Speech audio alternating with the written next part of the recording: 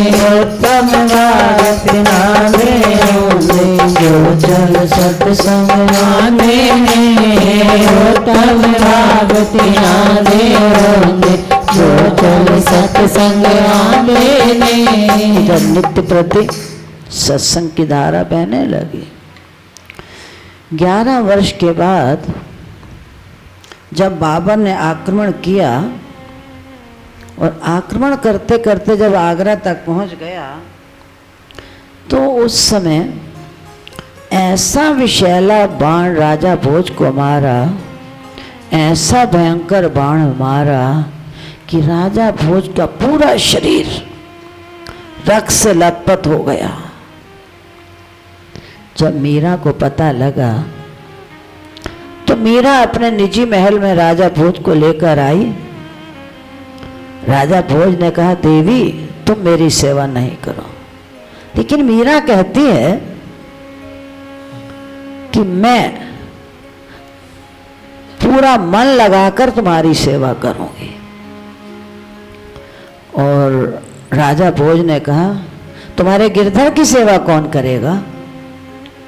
तो मीरा ने कहा, गिरधर की सेवा मेरी दासियां कर लेंगी, लेकिन तुम्हारी सेवा मैं स्वयं करूं। राजा भोज कहता है, मेरी सेवा गिरधर को छोड़ दोगी? तो मीरा ने उत्तर दिया कि कर्तव्य ही मेरे लिए सबसे बड़ी भक्ति है। इसलिए शास्त्रों में भी लिखा गया है कि कर्तव्य ही पूजा है, कर्म ही पूजा है। इसी प्रकार से एक सेठ था, उसने कहा कि कोई ऐसा संत महात्मा मुझे मिले जो मुझे सत्संग सुनाए। तो एक तपस्वी साधु सेठ को प्रतिदिन सत्संग सुनाने लगा। सत्संग सुनाते सुनाते जब कभी समय अधिक बीत जाता था ना, तो जो साधु था ना, उसका कर्म कांड छूटने लगा। धीरे धीरे कर्म कांड कम होता गया। तो साधु सोचता है, अच्छा मैं इसे सत्संग सुना रहा हूँ, मेरा कर्म कांड छूट रहा है, इससे मुझे क्या लाभ होगा? साधु बड़ा दुखी रहने लगा। तो एक दिन रात्रि को जब स्वप्न में सो रहा था, साधु के गुरु उसके स्वप्न में आए हैं और कहते हैं, तुझे इस बात का पता नहीं कि जितने भी जब तक संयम साधन कर्म कांड किए जाते हैं वो किस लिए? जितने भी साधन हम करते हैं, जब तक करते हैं, वो सत्संग की प्राप्ति के लिए करते हैं। सत्संग में हर व्यक्ति आ भी नहीं सकता है, केवल वही आ सकता है जिसके ऊपर भगवान की कृपा बरसती है। तेरे ऊपर कृपा बरस रही है और तू कहता है कि मेरा कर्म कांड छूट रहा है। सत्संग फूलों की सेजा है। जैसे आनंद फूलों की सेजा पर शयन से आता है, इसी प्रकार सत्संग में बैठकर जिसे रस नहीं आता, उसका सीधा अर्थ यही है कि उसका मन जो है वो मलिन है। कोई सत्संग कैसा भी करे, किसी भी प्रकार का करे, लेकिन शास्त्रों में ये उल्लेख पाया गया है कि उठ आंगन बरड़ावे तो साईं दे मन भावे। भगवान का नाम तो मीठा ही मीठा है। आप बर्फी को किसी भी तरफ से खाओगे तो बर्फी ये नहीं कहेगी कि दाएं बाएं आगे पीछे ऊपर नीचे किस तरफ से खाया। बर्फी का काम मिठास देना है। इसी प्रकार से सत्संग का जो फल है ना, इसकी महिमा अगम अथाई, किसी ग्रंथ भी नहीं बतलाई। मूर्ख लोका कदर न पाई ते एमे जन्म गवांदे ने। सत्संग की महिमा अगम है, अथाह है, इसे कोई समझ नहीं सकता। तो मीरा राजा भोज से कहते कि मेरे गिरधर की सेवा मेरी दासियां करेंगी और तुम्हारी जो सेवा है ना, मैं स्वयं करूंगी। प्रथम मेरा धर्म है आपकी सेवा करना। अब मीरा जो थी मन लगाकर राजा भोज की सेवा करने लगी। एक दिन शरद पूर्णिमा का दिन आ गया। मीरा ने अपने ठाकुर को श्वेत वस्त्र पहनाए। श्वेत वस्त्र पहनाने के बाद मीरा सोचने लगी कि आज मैं गोपी गीत क्यों ना गा दूं। अब मीरा गोपी गीत क्या गाती है? गोपी गीत गाते गाते जब मीरा की भाव समाधि लग गई तो देह अध्यास समाप्त हो गया। गोपी विरह वेदना में चली गई। कन्हैया जा रहे हैं मीरा को देख की भाने कि मैं कहाँ रहती हूँ। राजा भोज मीरा के महल में है। मीरा भाव समाधि में कन्हैया को खोजते खोजते मेरा कन्हैया, मेरा गिरधर, मेरा सांवरा दौड़ रही है, दौड़ रही है। दौड़ते दौड़ते जब राजा भोज की नींद खुली तो उसने कहा पता नहीं ये कहीं गिर जाए, कहीं चली ना जाए। राजा भोज इतना त्यागी था, तकिए से मीरा को बचाने का प्रयास किया, कहीं मीरा को मैं छू न लूं। तकिए से बचाया, लेकिन जो मीरा का भावावेश था ना वो कोई समझ ना पाया। उस समय राजा भयभीत हो गए और दासियों को पुकारने लगे, कोई आओ, कोई आओ, बचाओ मीरा को। लेकिन बाई चांस दासियों ने सुना नहीं। और जो राजा भोज का वो महल था वो बहुत ऊंचा था। मीरा भागती भागती भागती उस महल तक पहुंची। अब राजा भोज की नजर पड़ी कि अगर मीरा इस पर्दे से हट गई ना तो धड़ाम से नीचे गिरेगी और मीरा की जो हड्डी पसली है ना वो चूर चूर हो जाएगी। उस समय राजा भोज से रहा न गया। राजा भोज ने अपनी भुजाओं से जब मीरा को बचा लिया तो शरीर में जख्म तो थे राजा भोज के। राजा भोज के पूरे शरीर में इतने जख्म थे। मीरा सेवा करती थी, पूरी की पूरी पट्टियां जो थी राजा भोज की खुलने लगी। मीरा की पूरी साड़ी जो थी वो रक्त से भरपूर हो गई। जब राजा भोज के जख्म खुल गए तो राजा भोज आत्मग्लानि से भर गए, फूट फूट कर रोने लगे, मीरा आज मेरे से बहुत बड़ा पाप हो गया। मीरा ने कहा ये कोई पाप नहीं, आपने विकार दृष्टि से मुझे नहीं छुआ, मेरे प्राणों की रक्षा के लिए आपने मुझे छुआ। क्योंकि आप जानते हो जब कोई भी कर्म परहित की कामना से किया जाए या परीक्षा पूर्ति के लिए किया जाए तो वो कर्म बंधन का हेतु नहीं होता है। वो कर्म हमें बंधन का कारण नहीं बनेगा, वो तो पाप की अपेक्षा पुण्य है। लेकिन राजा भोज के मन में जो कसक थी, वो पीड़ा थी, हर पल हर क्षण उन्हें ये दुख दे रही थी। मीरा ने बहुत समझाने का प्रयास किया तो मीरा ने कहा चलो मैं आपको एक भगवान कृष्ण का प्रत्यक्ष उदाहरण देती हूँ। राजा भोज को सत्संग का ऐसा चस्का लगा, ऐसी उत्सुकता थी, कहते मीरा जल्दी सुना तूने।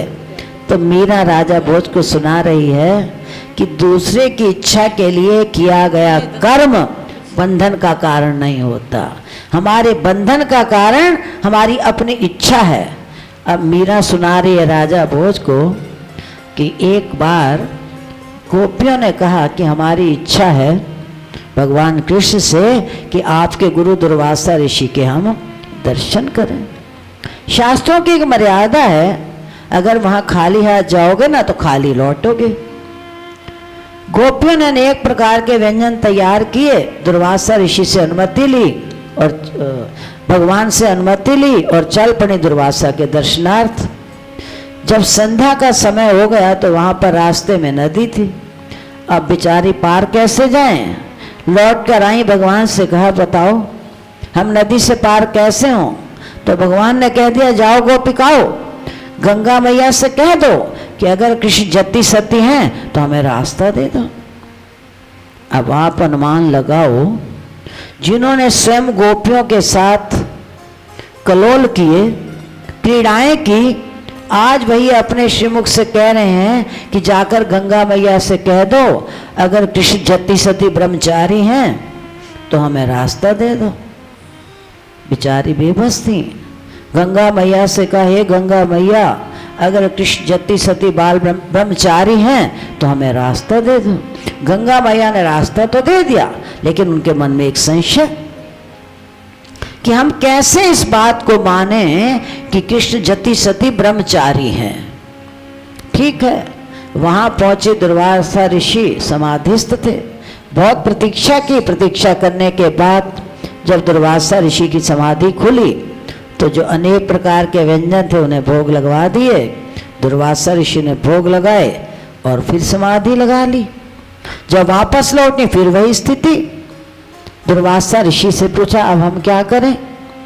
दुर्वासा ऋषि ने कहा गंगा मैया को जाकर इतना कह दो कि अगर गंगा मैया से कह दो कि अगर दुर्वासा ऋषि निराहारी हैं तो हमें रास्ता दे।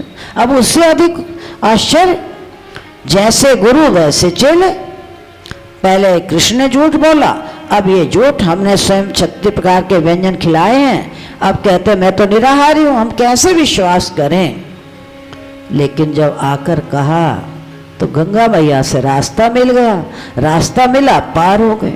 अब लौट कर आई भगवान कृष्ण के चरणों में, कहने लगी कि हमारे मन में एक संशय है। देखो संशय हो जाना कोई बहुत बड़ी बात नहीं होती है, संशय आ जाता है। महापुरुषों की क्रियाएं ऐसी होती हैं जिन्हें देखकर मन में संशय आना बड़ी बात नहीं है, लेकिन हम भूल क्या करते हैं, कुछ संशय को ग्लानि में बदल देते हैं, अर्थात उनके प्रति हमारी सोच नकारात्मक हो जाती है। ये संत हैं, ये स्वयं ऐसा रहते हैं तो हमें क्या पार करेंगे। लेकिन गोपियों ने कहा कृष्ण आप ब्रह्मचारी जति सती कैसे, हम कैसे विश्वास करें तुम्हारी इस बात पर। तो भगवान कृष्ण ने कहा गोपिकाओ पहले एक बात बताओ, ब्रह्मचारी का अर्थ क्या होता है। उन्होंने कहा जिसने विवाह न किया हो। गोपियां कहती हैं ब्रह्मचारी का अर्थ है जिसने विवाह न किया हो। भगवान कहते हैं ये भी है, लेकिन वास्तविक अर्थ होता है जो पल प्रतिपल ब्रह्म में विचरण करता है उसे कहते हैं ब्रह्मचारी। और दूसरी बात तुम्हें पता है, मैंने जो विवाह किया था अपनी इच्छा से नहीं किया था, राजा ने कन्याओं को कैद कर रखा था। जब भगवान ने उन कन्याओं को कैसे मुक्ति दिलवाई है तो किसी ने उन कन्याओं को स्वीकार नहीं किया है, हमें क्या पता वहां रही हैं कैद में। तो उस समय भगवान कृष्ण ने कहा इस संसार में जिसे कोई स्वीकार नहीं करता उसे मैं स्वीकार कर, जिसका संसार में कोई नहीं भगवान कहते हैं उसका मैं हूं। तो मैंने अपनी इच्छा से तुम्हारे साथ विवाह नहीं किया, इसीलिए दूसरे की इच्छा पूर्ति के लिए किया गया कार्य कर्म का बंधन नहीं बन। अच्छा ये तो ठीक है, अब दुर्वासा ऋषि निराहारी कैसे, जिन्हें हम स्वयं अपने हाथों से खिलाकर आई हैं, ये कैसे हो सकता है। तो भगवान कृष्ण ने कहा गोपियों दुर्वासा ऋषि न जाने कितने वर्षों से समाधिस्थ, एक नहीं दो नहीं अनेक वर्षों से उन्होंने समाधि लगाई हुई थी। उन्होंने इच्छा ही नहीं की कि मुझे आकर कोई कुछ खिला दो, तुम ले गई तो उन्होंने स्वीकार किया, न ले जाती तो वो मस्ती में मस्त थे, वो तो भजन का आनंद ले रहे थे। इसलिए अपने जीवन में जब कोई भी कार्य दूसरे की इच्छा के लिए किया जाता है ना, उस कर्म में बंधना नहीं पड़ता। हमारे कर्म में बंधन कब होता है, जब हम अपनी इच्छा से कोई कार्य करते हैं या अपनी स्वार्थ पूर्ति के लिए कार्य करते हैं, वही हमें कर्म बांधता है। तो ये किसने सुनाया, मीरा ने। किसे सुनाया, राजा भोज को। राजा भोज को थोड़ी सांत्वना तो मिली, लेकिन फिर भी राजा भोज के मन में कहीं ना कहीं ये सूक्ष्म भाव बना रहा और उन्हें संकल्प किया कि आज के बाद मैं अंजल नहीं लूंगा। अन्न जल का त्याग कर दिया राजा भोज ने, एक केवल अपने पाप के प्रायश्चित के लिए कि मैंने मीरा को हाथ लगा दिया। क्या राजा भोज का उद्देश्य था? नहीं था। अब राजा भोज ने, किसी ने पूछ लिया कि ऐसा क्यों किया। जब दूसरे की इच्छा के लिए किया, प्राणों की रक्षा हेतु किया, फिर राजा भोज ने ऐसा संकल्प इसलिए किया क्योंकि उन्होंने अपने पूर्वजों को साक्षी भरकर कहा था कि मैं जीवन में कभी मीरा को स्पर्श नहीं करूं। पूर्वजों की साक्षी को तो निभाना था ना राजा भोज ने। जब अंजल का त्याग किया तो आखिर शरीर की गति है, धीरे धीरे शरीर निर्बल होने लगा। वैद्य को बुलाया।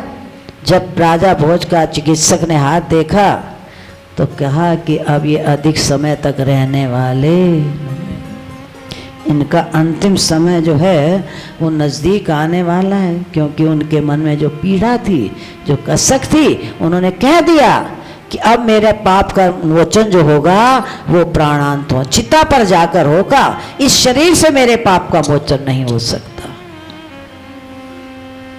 इस प्रकार राजा भोज ने अपनी इस पंच भौतिक देह को त्याग दिया। जब राजा भोज का शरीर शांत हो गया तो उस समय मीरा बहुत रोई है। मीरा इतने रोई है, इतना रोई जिसकी सीमा नहीं। अब संसार के लोग जो होते हैं ना, नकारात्मक सोच रखते हैं। इस संसार में जिसने दोष निकालना है ना, वो आलोचनात्मक दृष्टि से देखेगा, और जिसे जीवन में दोष देखने की आदत पड़ जाती है ना, इंसान वो भगवान में भी दोष ढूंढ लेगा। एक बार किसी ने कहा कि भगवान में तो कोई दोष नहीं है, भगवान तो सर्वगुण संपन्न है। तो संतों ने कहा भले ही भगवान सर्वगुण संपन्न तो हैं, लेकिन भगवान में भी एक दोष। कहा भगवान में दोष है? कौन सा दोष है भगवान में? तो संत कहते हैं कि भगवान में सबसे बड़ा एक ही दोष है कि अपने जीवन में भगवान जागृत तो जागृत, स्वप्न में भी अपने भक्त का बुरा, कभी भगवान ने भक्त का बुरा किया है? ये भगवान का दोष है, क्योंकि जिसे दोष देखने की आदत होगी ना, वो इस बात को भी दोष में ही निकाल लेगा। इस प्रकार जब मीरा राजा भोज की मृत्यु होने से पहले दुखी थी, तो राजा भोज चिंतित तो थे। उन्होंने रतन सिंह से कहा कि एक बात का ध्यान रखना, मीरा की देखरेख तुम्हें करनी पड़ेगी। मेरे जाने के बाद जब डॉक्टर ने कह दिया है ये नहीं बचेगा, तो मीरा की जो देखरेख करोगे ना रतन सिंह, तुम्हें करनी पड़ेगी। और स्वयं वो क्या हो गए, राम नाम सत्य हो। अरे भाई बोल दिया करो, राम नाम सत्य हो।